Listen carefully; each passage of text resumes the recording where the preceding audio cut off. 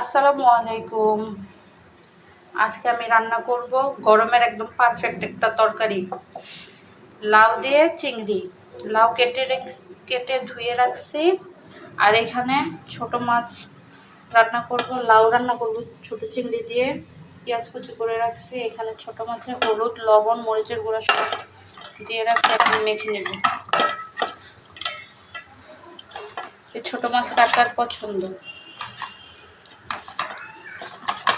আমার তো খুবই পছন্দের মাছ।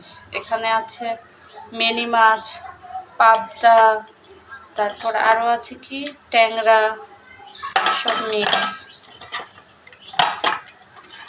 আচ্ছা, যারা যারা আমার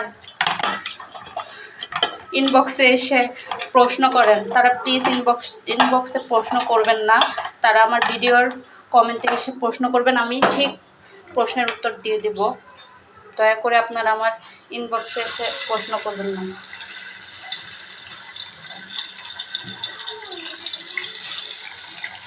তেল গরম হয়ে গেছে, এখন মাছগুলি সব দিয়ে দিচ্ছি। মাছগুলি ভেজে নেব। মাছ ভাজা ছাড়া আমরা কেউই তরকারি খেতে পারি না। ছোটো মাছও ভেজে তারপর রান্না করি। আমার হাজব্যান্ডও খেতে পারে না। মাছ একদম লাল লাল করে ভাজতে হবে, তারপর খাবে, না হয় খেতে পারে না।